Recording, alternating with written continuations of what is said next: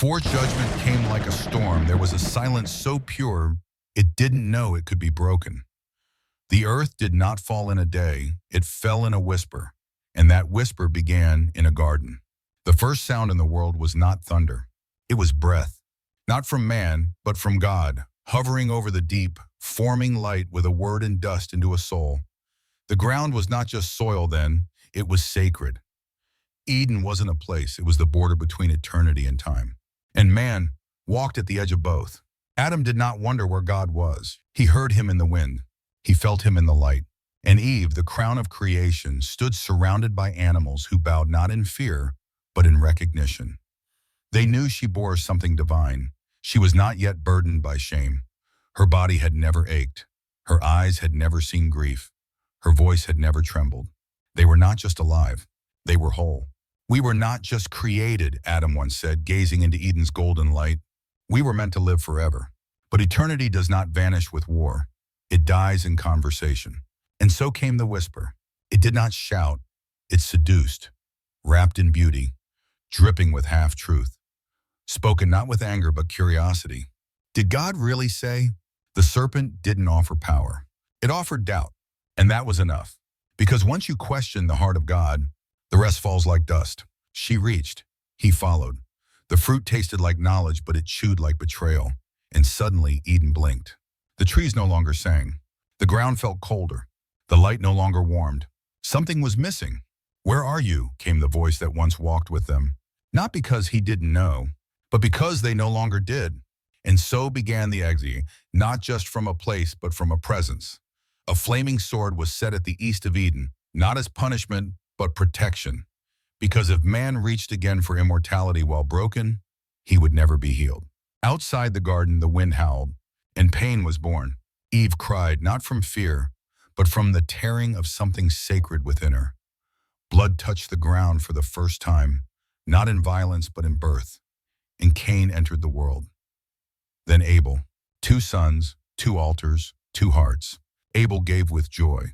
Cain gave with strategy. God accepted the one who gave himself, not his leftovers. And Cain, unable to kill God, killed what God loved instead.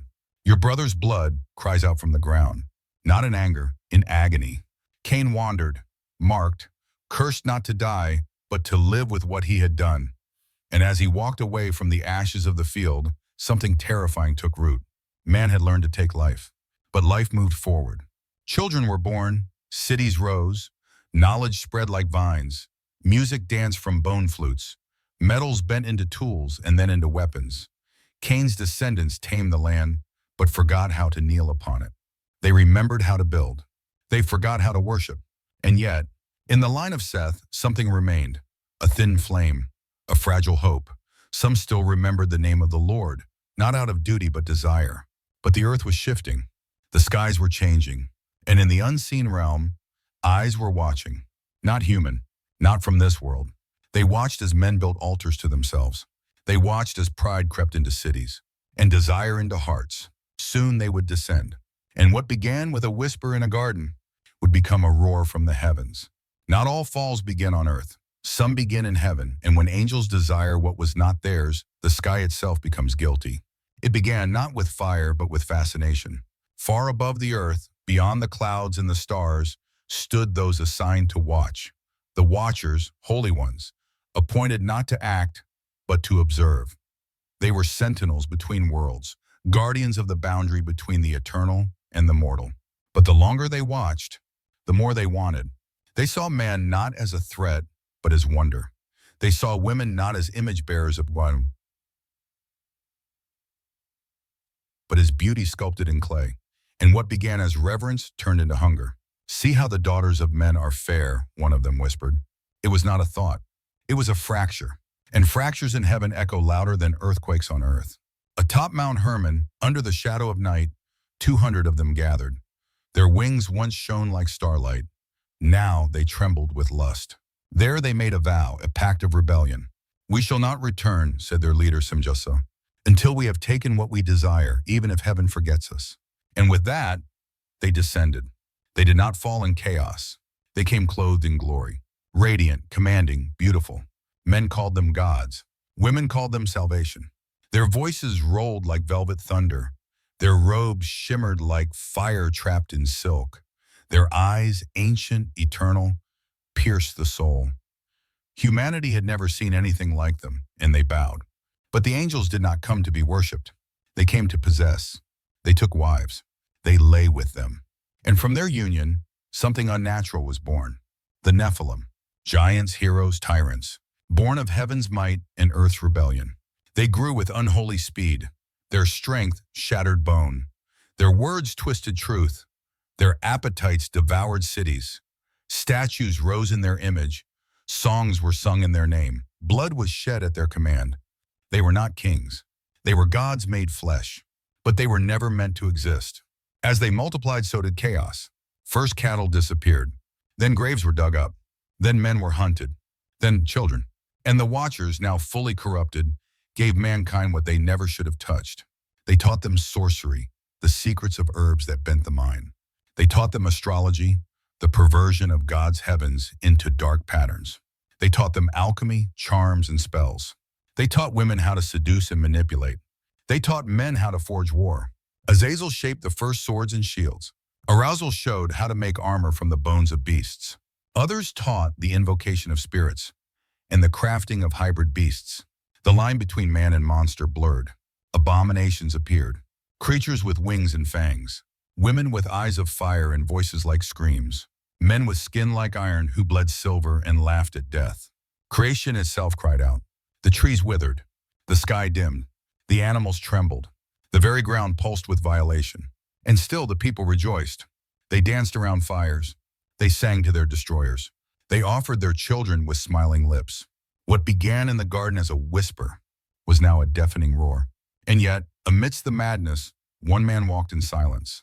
He was not giant. He did not build statues. He did not speak often. But when he did, even the wind paused to listen. His name was Enoch, a descendant of Seth, a man of prayer, not politics, of vision, not vengeance. His eyes had seen things others dismissed as myths. And then one night the voice came. Go, Enoch, speak what you see. Warn them. The Watchers will fall. The earth will burn. The flood will come. And Enoch obeyed. He stood before cities of fire and gold, before temples of blood and music, and shouted, The Most High sees, nothing is hidden. The angels will be chained. The giants will die. The waters will cover the mountains. They laughed. They mocked him. They tried to silence him. But Enoch was not afraid, because he had walked with God. He wrote what he saw, on stone, on skin, on scrolls now buried beneath forgotten hills. Visions of stars, thrones, judgments, and the day the world would be washed. And then he was gone. He did not die. He was taken. And when he vanished, the last voice of warning went silent. But heaven had already drawn its sword. The world thought it was thriving, cities shining, kings rising, festivals blazing. But in heaven, a verdict had already been spoken, and one man heard it. Noah never considered himself extraordinary. He was not a prophet, not a warrior, not even a builder. He was a man who listened. While others carved idols into mountain stone, Noah carved furrows into the earth. While the Nephilim paraded through city gates, Noah walked among trees. He planted, he prayed, he raised his sons, and he mourned, not loudly but deeply, because the world he walked in was loud and lost. He had seen men fight over the bones of beasts. He had seen children dragged to altars. He had seen women offered like currency. He had seen songs sung in honor of fallen angels. And no one sang to the Creator anymore. But then one night the silence came. Not outside, inside. Time seemed to hold its breath. The sky pulsed like a wound. And the voice came. It did not shout. It trembled. The end of all flesh has come before me. The earth is filled with violence. I will destroy them with the earth. Noah fell to his knees, his hands pressed against the soil that would soon become a sea. The voice continued, Make an ark of gopher wood. 3 decks, rooms, pitch inside and out. I will bring waters, but with you I will establish my covenant. A covenant, not a command, not a suggestion. A bond between heaven and one man against a world. Noah stood the next morning, changed. He gathered his sons, Shem, Ham, and Japheth, and told them the truth. God has spoken. The world will drown. We must build an ark. At first they did not speak. Then Shem stepped forward. If the Lord has said it, we will obey. And so, in the heat of mockery and dust, the sound of judgment began to echo in wood. Each swing of the axe was a prophecy. Each beam laid was a warning. Each nail a heartbeat closer to the end. The people came, at first out of curiosity, then ridicule. The madman's building a boat. No, see here, old man. The skies are blue, the gods are pleased. But Noah never stopped. He preached with every breath. Turn back, the Lord is merciful. But the rain is coming. They laughed louder, danced harder, sang darker. But the animals began to move. One by one they came. From mountains, valleys, deserts, forests, not driven by instinct, but drawn by command. Lions beside lambs, wolves beside deer, birds by the hundreds, insects in pairs. They came not in fear, but in faith. And the people, they watched. Some laughed, others stared, but none repented. And when the final beam was placed, and the pitch sealed, and the air grew still, the ark stood like a monument to madness or obedience. Then came the final word. Enter the ark, you and all your house, for I have seen you righteous before me in this generation. Noah did not hesitate. He gathered his wife, his sons, their wives. The animals entered. The world waited. And as the last foot crossed the threshold, the door shut. Not by Noah's hand, not by rope, by God himself. The sound of it echoed like a drum of finality. Outside, the people paused. Laughter slowed. The skies were still blue. One man scoffed. Where is your storm, prophet? Another shouted, come drink with us. Why die alone in that coffin of wood? Noah stood inside, silent, his hand on the wall, his heart pounding not in fear, but in grief. Because he knew God was never early, never late, and the rain would come, not as a surprise, but as a sentence. When the first drop fell, it didn't fall on land. It fell on memory, on every altar built to false gods, on every cry that mocked repentance. The rain didn't just cleanse the earth, it came to confront it. The door of the ark stood sealed. No latch, no lock, just silence. Inside, the wood breathed like a living thing. Noah waited. The animals stirred. The air held its breath. And then, the first drop fell. It was not dramatic, just a soft impact on the roof. But it carried the weight of centuries. Outside, someone laughed nervously. Just rain, it happens. But then came the second drop. Then the third. Then a downpour that felt like 1,000 whispered warnings finally spoken aloud. And suddenly the world realized this was not weather. This was memory. The heavens opened, not like a sky parting, but like a dam breaking after being held back by mercy. And from beneath the ground, the deep erupted. Springs they had never known existed burst open like judgment from below. The very bones of the earth cracked. Rain above, waters below. Creation turned against its keepers. Streets flooded within hours. Temples collapsed. The Nephilim stood their ground at first. They laughed at the sky. We are gods. We cannot drown. But when the water reached their chests, their voices changed. When it reached their eyes, their shrieks could be heard above the thunder. They clawed at mountains, tore down trees for rafts. Some tried to swim with children on their backs. Others cried to the gods who no longer answered. Inside the ark, Noah trembled, not in fear, in grief. I warned them, he whispered. For years, the animals howled. The wood moaned with every wave, and yet the ark did not break. Outside, fists pounded on the hull. Noah, open, please. We believe you now. But the door was not his to open, because mercy delayed has a deadline. Towers crumbled. Altars were swept away. The carved face of false gods sank beneath churning currents. Children screamed. Mothers wept. Warriors fell on their knees. And the rain kept falling. It rained for 40 days. But every drop was precise. It remembered every slave traded, every blade lifted in pride, every child abandoned, every time the word of the Most High was silenced. We thought he forgot us, someone said as they climbed a rock. But it's us who forgot him. The sky burned with lightning. The sea swallowed cities. The laughter that once mocked Noah was gone. Now there were only the final sounds of a dying world. Stones cracking under pressure. Wood snapping.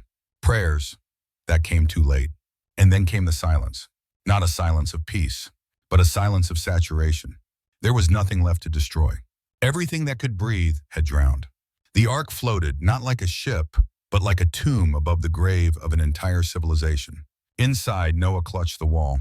His wife wept silently in a corner. Shem prayed, Ham stared downward.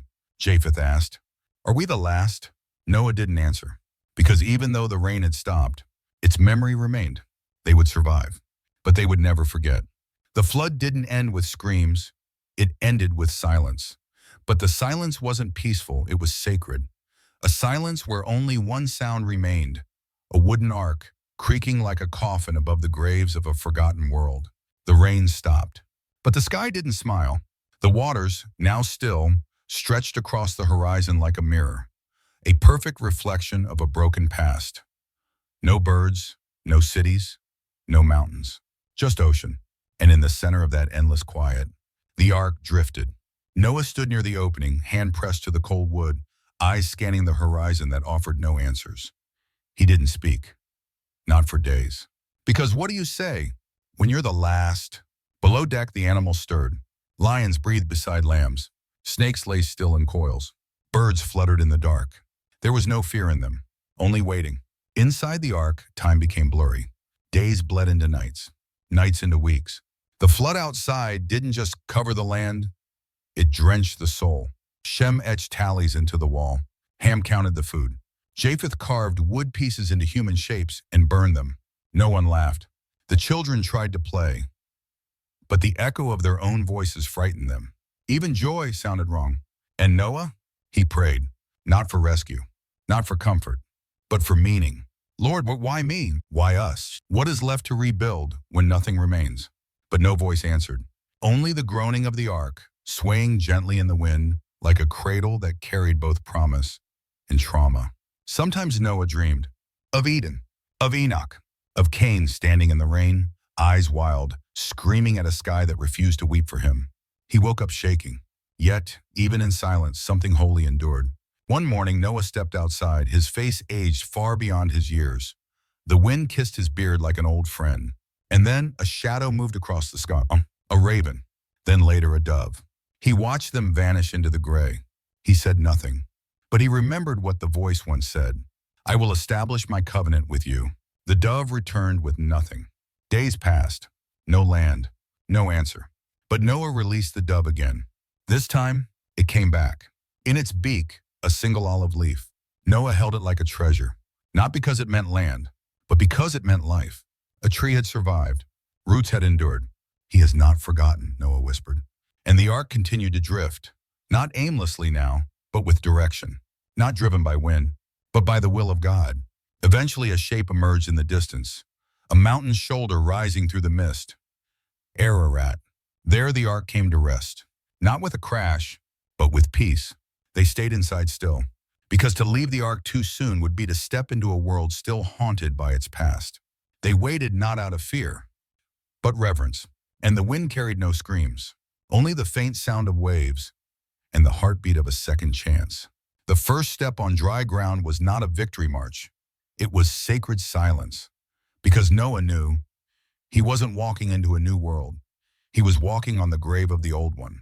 The door creaked open slowly, not with noise, but with reverence. The air was sharp, pure, the kind of air untouched by breath, by blood, by sin. The wind carried no voices now, only memory. Noah stood at the threshold. Behind him, the ark, a coffin for the world that was. Before him, the mountain, the clouds, the unknown. He stepped down, barefoot, his feet pressed into soft, damp earth. It didn't welcome him. It didn't reject him. It simply received him. One by one, the animals followed. Pairs scattered in silence, not wild, not frantic, as if creation itself understood it was being released with purpose. Then came his sons, then their wives, then his wife, eyes still red from prayers whispered in the dark. And Noah fell to his knees, not from exhaustion, but because he knew what had been lost. He remembered the laughter that turned to screams, the city swallowed whole, the eyes of children outside the ark. When the rain came, he didn't speak. He gathered stones, simple ones, from the mountain that held the ark in place, and he built an altar, not for safety, not to ask for more, but to say, you are still God, and we are still yours. He lit the fire with shaking hands. The smoke rose like the breath of a new creation. Noah offered the firstborn of the clean animals, not in brutality, but in honor. Blood spilled again on the earth, but this time it wasn't judgment. It was covenant. And heaven answered, not with thunder, not with water, but with a vow. The sky opened, not to fall, but to speak. Never again will I curse the ground because of man, even though his heart is inclined toward evil from youth. It was not an illusion. Across the heavens stretched a rainbow, colors bending like a divine bridge between the judgment that was and the mercy that now stood. It had never existed before. It was not for beauty. It was for memory.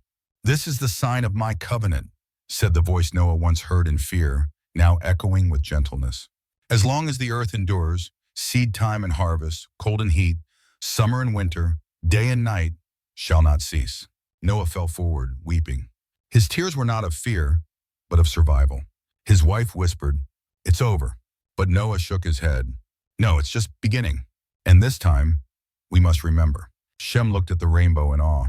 Ham stared at the soil, silent. Japheth whispered, "Will we be different than those before us?" Noah turned to him. "We must be." The altar burned, not as a relic of the past, but as a declaration we will not forget, because memory is the first form of worship, and gratitude, the first obedience. The wind blew again. The earth breathed beneath them. And in that moment, the world was still. The flood had buried what was, but the altar gave birth to what could be. The flood cleansed the earth. The altar renewed the covenant.